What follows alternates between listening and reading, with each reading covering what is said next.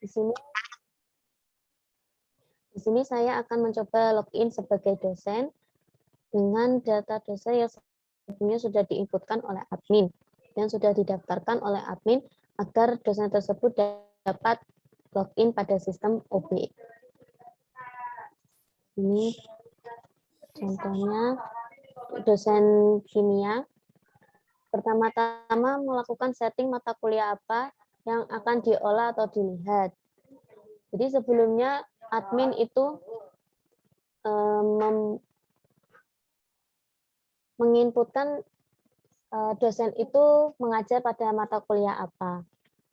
Di sini Bapak Edi mengajar mata kuliah teknik reaksi kimia 1. Dipilih, lalu nanti akan muncul menu selanjutnya yaitu RPS. Ada error. Sebentar, Pak.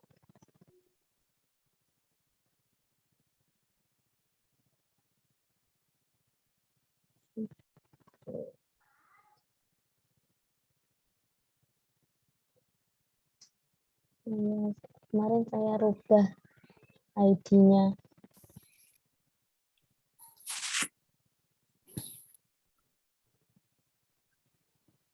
CPMK.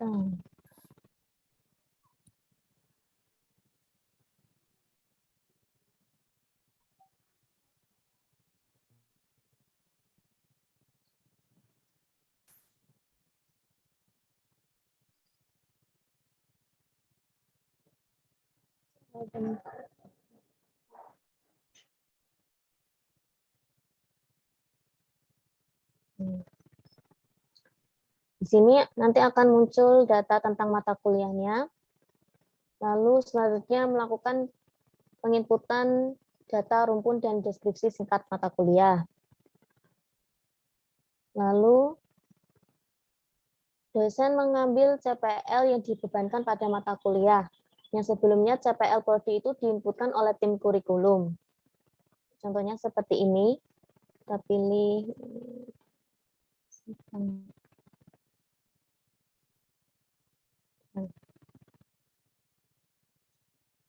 lalu setelah melakukan proses penginputan CPL Prodi yang dibebankan, selanjutnya dosen melakukan proses input CPMK.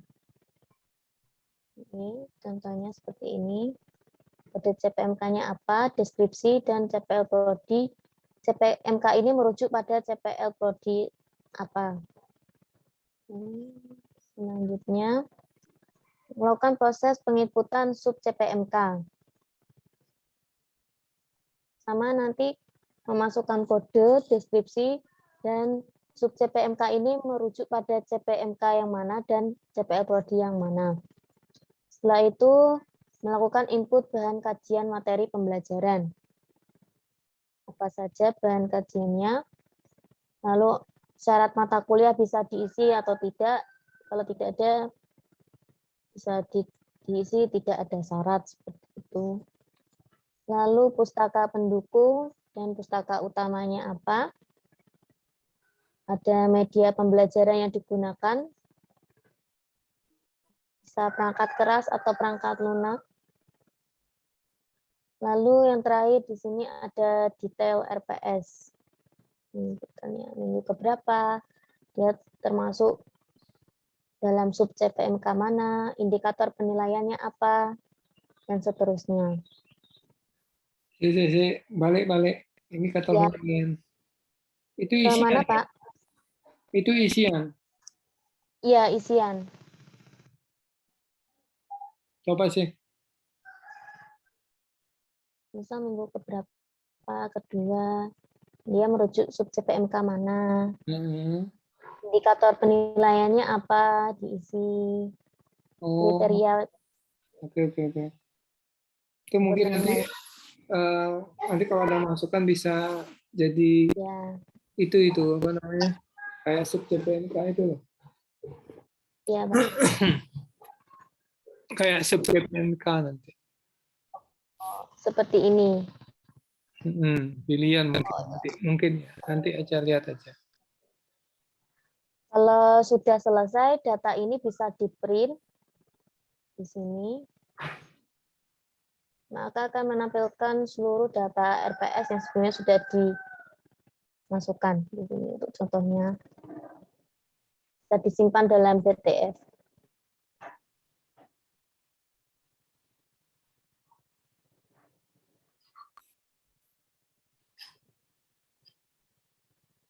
RPS bisa disimpan. Selanjutnya menu evaluasi. Di sini ada dua tab, yaitu evaluasi RPS dan evaluasi RPS mahasiswa. Pertama, dosen melakukan penginputan evaluasi RPS. Untuk contohnya, ini pada minggu keberapa. Jadi data ini mengambil pada detail RPS yang sebelumnya sudah diinputkan. Lalu bentuk asesmennya seperti apa, apakah tes atau non-tes. Bisa diinputkan oleh dosennya. Jika sudah, maka tampilannya seperti ini. Maka datanya akan mengambil sub CPMK dan bobot yang sudah diinputkan pada detail RPS sebelumnya.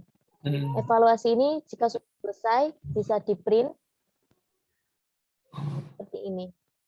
Tampilannya seperti ini. Rencana asesmen dan evaluasi. Jika sudah, untuk melakukan proses evaluasi pada tab mahasiswa, sebelumnya mahasiswa harus melakukan proses registrasi terlebih dahulu jika belum punya akun. Jika sudah, saya contohkan yang sudah ada akunnya di sini.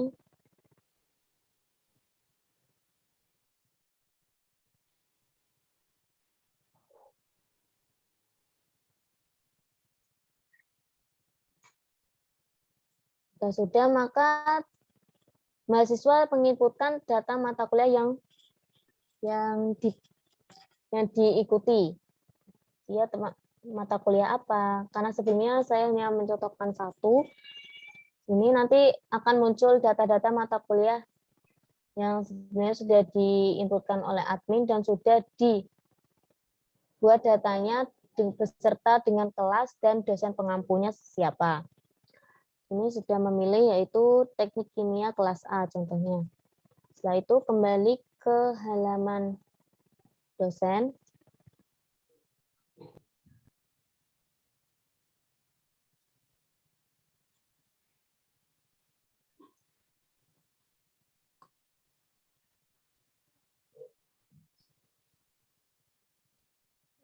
Evaluasi mahasiswa. Maka tampilan awalnya akan menampilkan data mahasiswa yang mengambil mata kuliah yang diampu. Di sini ada dua contohnya. Ini ada tab evaluasi dan print. Print ini nanti bisa digunakan setelah data evaluasi dari mahasiswa sudah selesai. Ini ada evaluasi. Pertama, melakukan penginputan data. Contoh, kita pilih minggu keberapa. Minggu pertama, nilai mahasiswa tersebut pada tugasnya berapa, kita inputkan, contoh 80. Di sini, sebelumnya ini kan bobot mahasiswanya masih 0. Jadi kita harus mengklik tab hitung agar bobot mahasiswa ini dapat berisi nilainya. Bobot mahasiswa ini didapatkan dari perkalian 80 dikali 5 dibagi 100. Maka akan menampilkan bobotnya. Contoh lagi pada minggu kedua, nilainya 75. Kan? Kita hitung bobotnya, akan tampil. Ini harus diinputkan sampai selesai. Baru setelah itu nanti dosen dapat menghitung total bobot dari CPLG dan CPLH-nya. Saya contohkan input semua.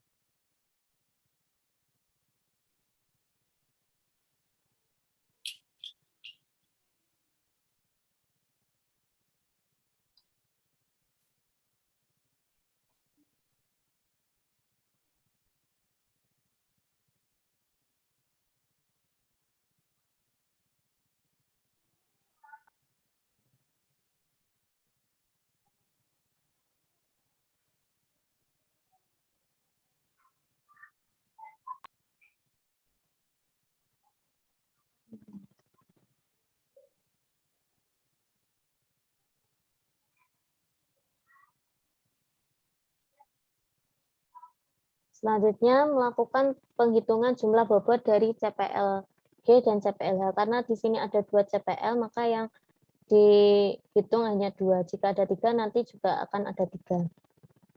Contoh, sini untuk CPLG-nya total bobot ada 30. Ini total bobot 30 dan bobot mahasiswa ada 23,5 dan hasil CPL-nya sekian. Kita simpan.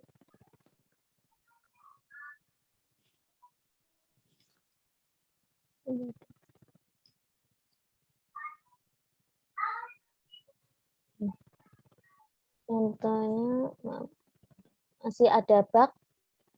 Ini contohnya yang sudah berhasil seperti ini. Karena ada batasan 70, jika di atas 70 maka keterangannya lulus. Kalau di bawah 70 nanti keterangannya secara otomatis akan muncul tidak lulus. Jika sudah selesai, di sini hasil evaluasi mahasiswa bisa di-print. Tampilannya seperti ini.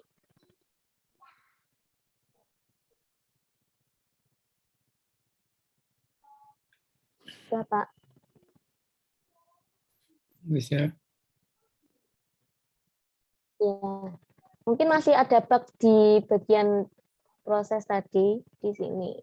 Ada bug, nanti saya benarkan lagi. Mungkin kodenya masih ada yang salah. Untuk keseluruhan sudah selesai, tinggal kayak menyelesaikan bug-bug kecilnya itu, Pak. Oke. Ya, bisa nanti kita demo aja sama orangnya. Iya, Pak. Ini berarti nanti di halaman mahasiswa juga bisa menampilkan nilainya ya, Pak? Iya, kalau bisa. Kalau bisa ya. Nanti saya tambahkan lagi. Karena sebelumnya saya masih membenarkan proses evaluasi, soalnya kan ada perhitungannya agak susah gitu, Pak.